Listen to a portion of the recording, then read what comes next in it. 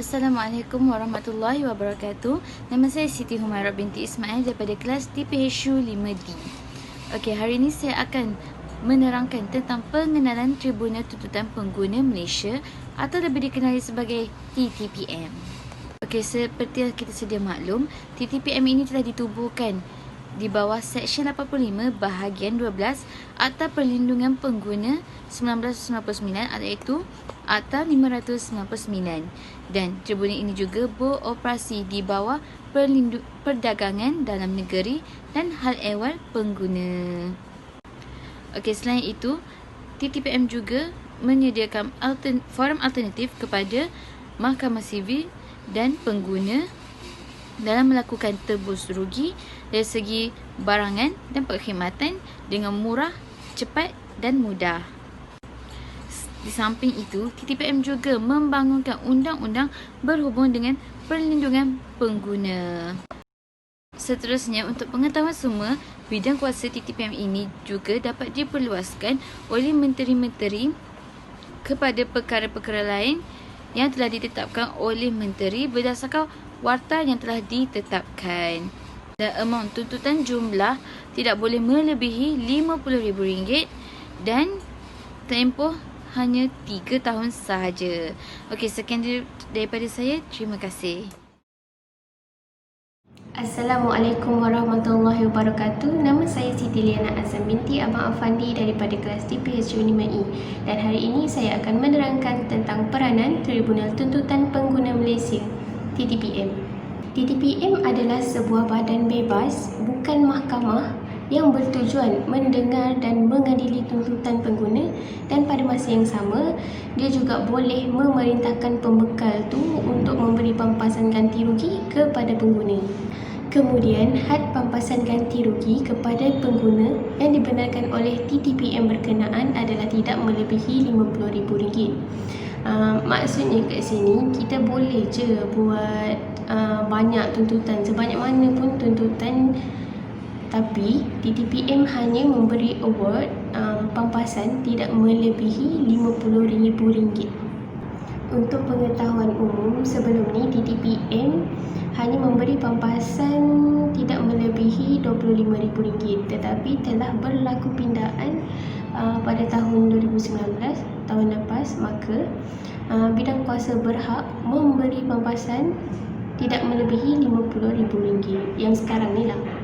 Okey, untuk slide seterusnya kita akan mengetahui jenis-jenis tuntutan yang boleh dibuat di TTPM. Assalamualaikum warahmatullahi taala wabarakatuh. Saya Ania binti Mansur daripada DPHU 5D. Seterusnya saya akan menjelaskan mengenai jenis tuntutan yang boleh dibuat ke TTPM, iaitu terbahagi kepada dua. Yang pertama jenis dari segi barangan, yang kedua adalah jenis dari segi perkhidmatan.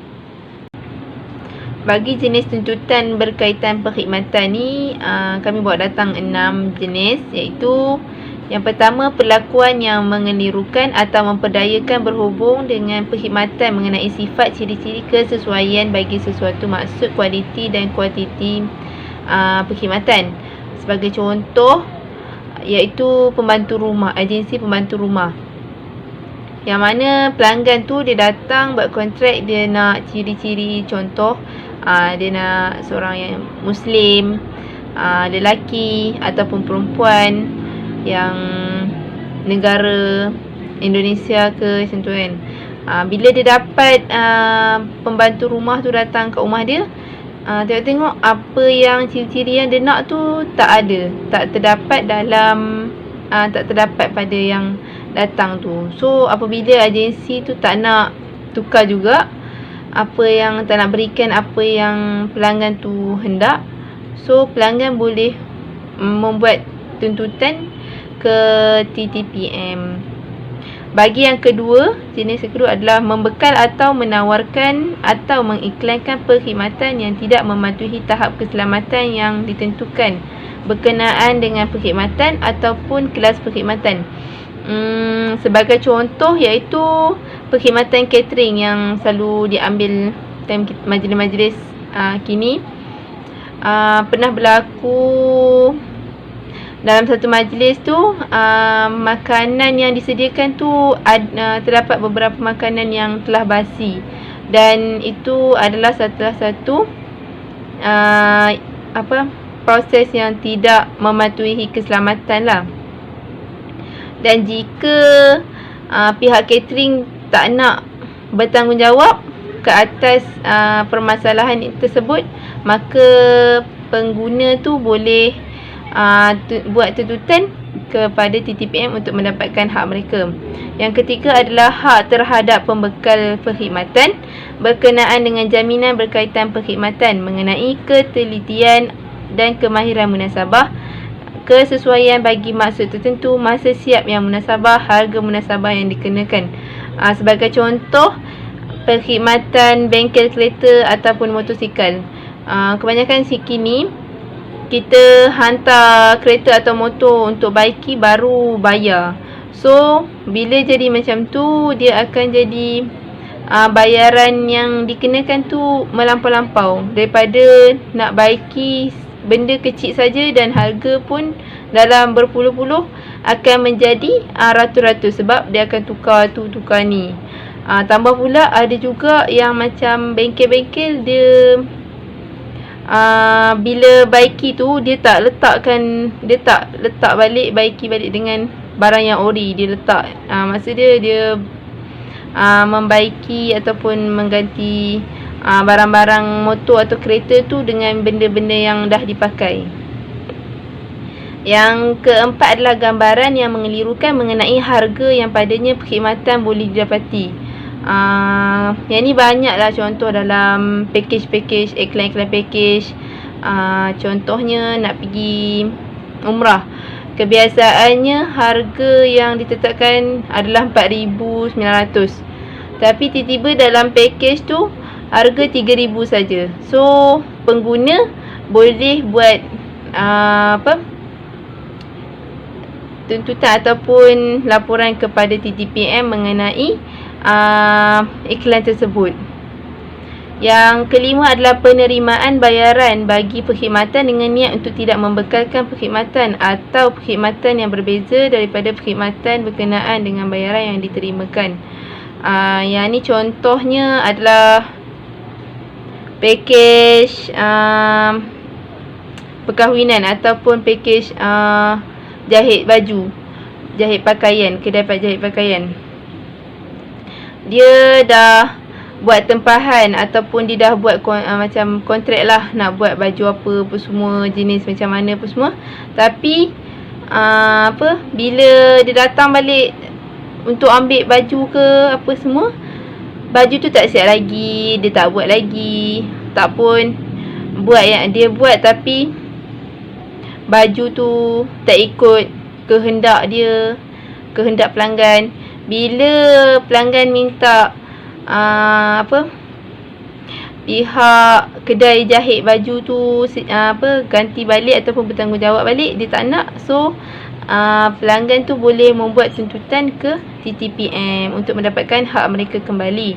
Akhir sekali adalah representasi palsu atau mengelirukan berhubung dengan perkhidmatan daripada jenis standard, kualiti dan kuantiti tertentu, dibekalkan oleh mana-mana orang yang tertentu atau orang yang mempunyai daya ketukangan, kelayakan atau kemahiran tertentu, mempunyai apa-apa terjaan, kelulusan, gabungan, ciri-ciri pencapaian, aksesori kegunaan atau faedah.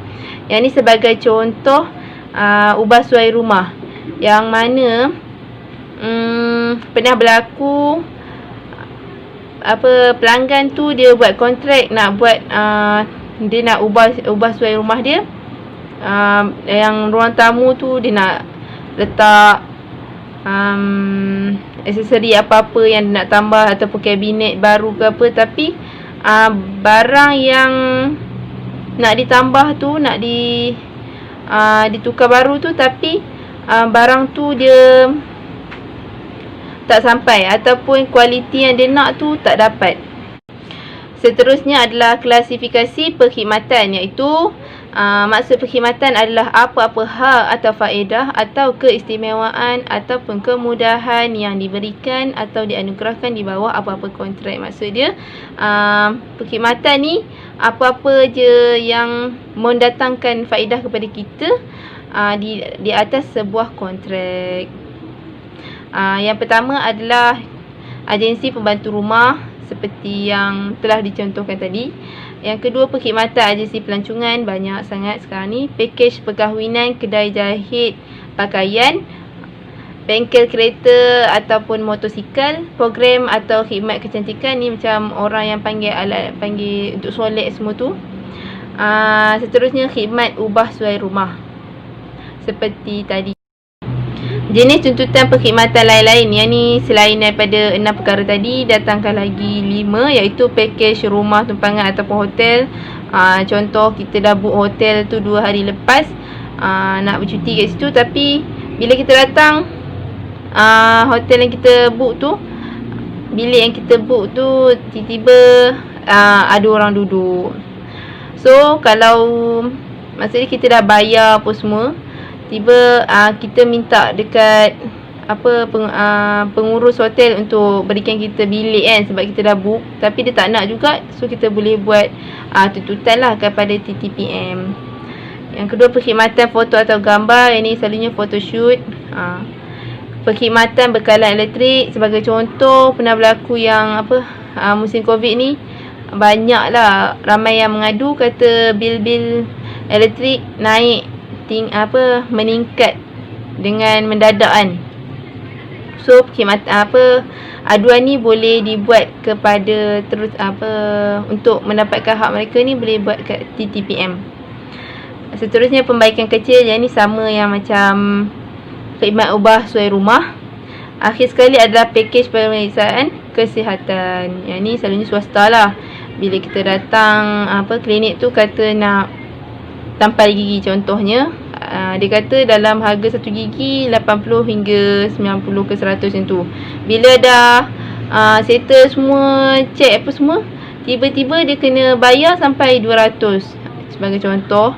Rupa-rupanya ada harga yang tersembunyi dekat situ daripada harga ubat bius, ubat-ubatan, peralatan yang digunakan semua tu. Seterusnya saya serahkan kepada sahabat saya. Assalamualaikum warahmatullahi wabarakatuh. Nama saya Nur Emiza Natasha binti Baturi. Saya daripada kelas DPHU 5D. Hari ini saya akan membentangkan tentang jenis tuntutan yang boleh kita buat di TTPM dari segi barangan. Yang pertama, pengguna boleh memfailkan tuntutan di TTPM bagi perlakuan yang mengelirukan atau memperdaya berhubung dengan barangan mengenai sifat, ciri-ciri, proses penghilangan, kesesuaian bagi sesuatu, maksud kualiti dan kuantiti bagi sesuatu barang tertentu. Okey, seterusnya representasi ataupun maklumat palsu yang mengelurukan pengguna dari segi barang, yang mana jenis barang itu dari jenis standard yang tertentu, kualiti dan kuantiti tertentu. Sebagai contoh, kita beli barangan yang berharga RM10,000, maka barangan tersebut mestilah bersesuaian dengan jenis standard harga yang telah ditetapkan. Atau barangan itu mempunyai sejarah atau kegunaan tertentu. Sekiranya kita telah ditaja oleh mana-mana pihak tersebut perlu mengemukakan dokumen yang sah, maka kita sebagai pengguna, kita akan percaya dengan pihak yang memberi tajaan tersebut, sebab pihak tersebut mengemukakan dokumen yang sah. Jika pihak tersebut tidak mengemukakan dokumen yang sah, sebab itulah berlakunya representasi ataupun maklumat palsu. Seterusnya, kita pergi kepada hak terhadap pembekal barang berkenaan barang dengan barang mengenai hak milik dan kualiti tertentu. Selain itu, mengenai bahawa barangan itu mematuhi sampel dan boleh dapat barang itu yang sama pada masa hadapan. Slide yang seterusnya membincangkan tentang klasifikasi barangan. Barangan bermaksud barangan terutamanya dibeli atau digunakan untuk diri sendiri, rumah tangga ataupun keluarga. Bermaksud kita beli sendiri barang tu untuk kegunaan kita ataupun untuk kegunaan keluarga. Okey, ini adalah contoh barangan yang biasa dibuat tuntutan oleh pengguna di TTPM. Antaranya ialah jam, perabot, motosikal, barang kemas, haiwan peliharaan, pakaian, komputer, alat telekomunikasi, tiket perkhidmatan dan cabutan bertuah. Slide seterusnya berkaitan dengan barangan lain-lain seperti alat kamera, alat permainan, alat jimat elektrik, penapis air dan deposit sewa rumah. Kesemua barangan ini boleh dibuat tuntutan di TTPM. Okey, ada yang bertanya, macam mana kalau dengan barangan yang kita beli secara online? Okey, kalau barangan yang kita beli secara online ni, kita sebagai pengguna ada hak untuk menuntut ganti rugi di TTPM secara mudah, murah dan cepat. Kecuali barangan tersebut di luar bidang kuasa TTPM. Contohnya kalau kita beli tiket penerbangan. Tiket penerbangan ini adalah luar bidang daripada luar bidang kuasa TTPM. Walau bagaimanapun barangan tersebut tertakluk kepada pembelian kurang daripada RM25,000. Apa-apa aduan jika barangan itu rosak, tidak mengikut model yang ditunjukkan, jumlah barangan tidak mencukupi, boleh dikemukakan di TTPM. Secara terus ke kaunter ataupun melalui laman web. Assalamualaikum warahmatullahi wabarakatuh. Nama saya Fatina Nabila binti Muhammad Fuzi dari kelas DPHU 5D. Okey, dalam video ini saya akan membentangkan tentang tata cara pemfailan dan pendaftaran tuntutan di Tribunal Tuntutan Pengguna Malaysia. Okey. Tata cara bagi pemfailan adalah setiap tuntutan hendaklah dibuat dalam borang satu, iaitu borang penyata tuntutan yang boleh didapati secara percuma dari pejabat Tribunal Tuntutan Pengguna. Okey. Borang satu hendaklah diisi oleh pihak yang menuntut dalam 4 salinan dan hendaklah difailkan di pejabat Tribunal Tuntutan Pengguna negeri berkenaan. Okey.